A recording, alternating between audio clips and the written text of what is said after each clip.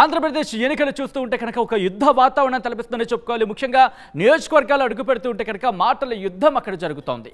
So ఇటువంటి పరిస్థితుల్లో నియోజకవర్గాలు ఎటువంటి సిచ్యువేషన్ ఉంది, అక్కడ ఎవరికి విజయ అవకాశాలు ఏ విధంగా ఉన్నాయి, ఎటువంటి అంశాలు ప్రభావితం చూపించబోతున్నాయి అనేది మేము ముందుంచే ప్రయత్నం చేస్తున్నాం. ఈ నేపథ్యంలో ఈరోజు మనం మాట్లాడుకుంటున్నాం ఉమ్మడి నెల్లూరు జిల్లాకు సంబంధించి మరో ఆసక్తికర నియోజకవర్గం కోవూరు. మరి కోవూరులో ఏ పార్టీ ఎవరిని బరిలోకి దించింది అనేది ముందుగా చూద్దాం. తర్వాత వాళ్ళ ప్రొఫైల్, తర్వాత విజయ అవకాశాల గురించి చర్చిద్దాం. ముందుగా ఏ పార్టీ ఎవరిని బరిలోకి దించింది అనేది చూసే ప్రయత్నం చేద్దాం. Here it is. వైసీపీ బరిలోకి దించింది నల్లపురెడ్డి ప్రసన్న కుమార్ రెడ్డిని, అలాగే తెలుగుదేశం పార్టీ బరిలోకి దించింది వేమిరెడ్డి ప్రశాంతి రెడ్డిని. వీళ్ళ ప్రొఫైల్స్ చూద్దాం. ముందుగా హియర్ ఇట్ ఈస్.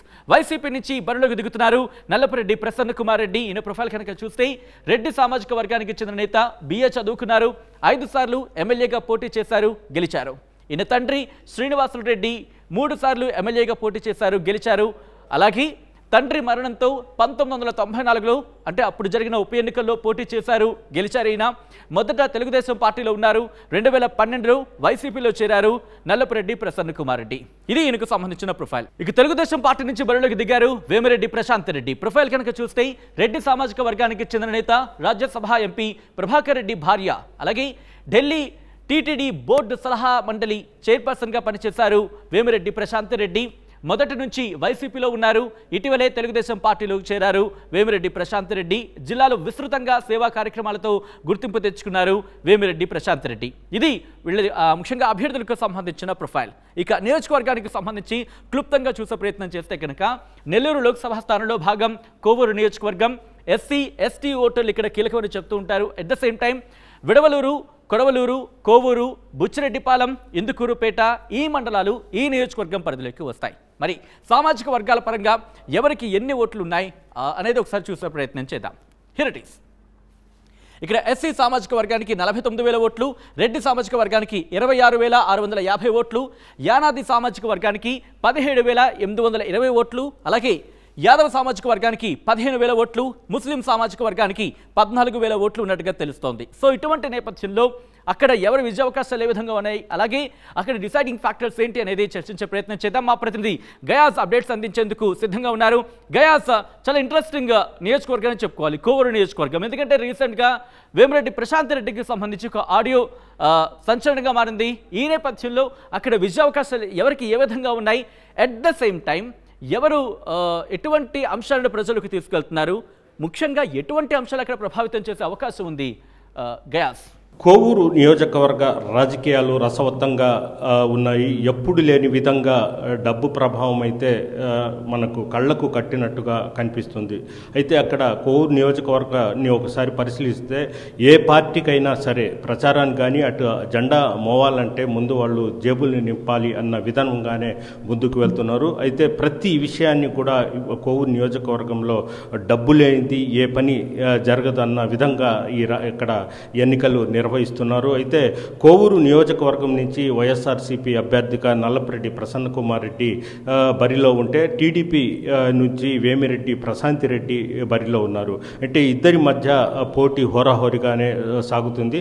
అయితే గత 40 సంవత్సరాల చరిత్రను ఒకసారి పరిశీలించితే ఎప్పుడు లేని విధంగా ఇక్కడ ఈసారి పెద్ద ఎత్తున డబ్బు ప్రభావం అయితే కనిపిస్తూ ఉంది. అయితే మొత్తం మీద చూసుకుంటే డబ్బులైతే ఏరులై పారుతున్న విధంగా అయితే కోవూరు నియోజకవర్గంలో కనిపిస్తూ ఉంది.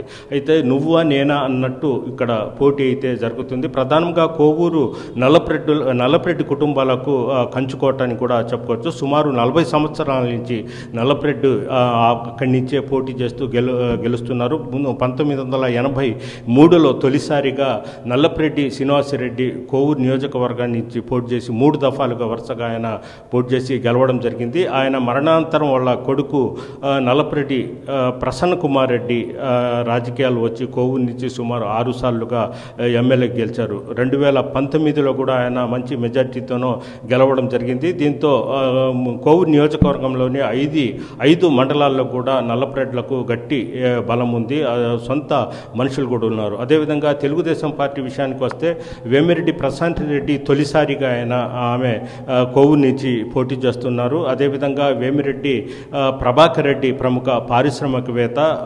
దీంతో అదేవిధంగా ఆయన నెల్లూరు జిల్లా నుంచి ఆయన ఎంపీగా పోటీ చేస్తుండటంతో ఎలాగైనా తెలుగుదేశం పార్టీ ఎంపీ అభ్యర్థి వేమిరెడ్డి, అదేవిధంగా కోవూరు నుంచి వాళ్ళ సతీమణి ప్రశాంత్ రెడ్డి ఎట్టయినా గెలవాలని పెద్ద ఎత్తున వాళ్ళు ప్రయత్నాలు చేస్తున్నారు.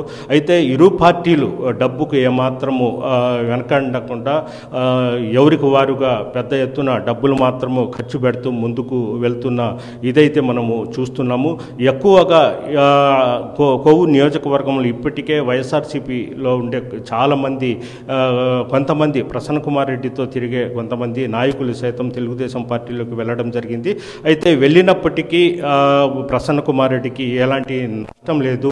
వాళ్ళు వెళ్ళడం వల్ల కొత్త వారు మళ్ళీ జాయిన్ అయ్యారు. ఖచ్చితంగా నల్లపరెడ్డి ప్రసన్న కుమార్ రెడ్డి ఖచ్చితంగా గెలుస్తామని వాళ్ళ అనుచరులు అదేవిధంగా ప్రసన్న కుమార్ రెడ్డితో పాటు ధీమా వ్యక్తపరుస్తున్నారు. ప్రధానంగా ఏంటంటే 40 సంవత్సరాల నుంచి నల్లపరెడ్డి కుటుంబాంతో అదేవిధంగా కోవూరు నియోజకవర్గంతో అనుబంధం ఉండడము ప్రసన్న కుమార్ రెడ్డికి అది ప్లస్గా మనం చెప్పుకోవచ్చు. ప్రధానంగా తెలుగుదేశం పార్టీ విషయానికి వస్తే ప్రశాంత్ కుమార్ రెడ్డి, వేమిరెడ్డి ప్రశాంత్ కుమార్ రెడ్డి తొలిసారిగా ఆమె అక్కడి నుంచి పోటీ చేయడము, అదేవిధంగా ఆమె కొత్త కావడము, అంటే పోలింగు విషయంలో కూడా కొంత వెనకబడే అవకాశాలు కూడా ఉంటాయి.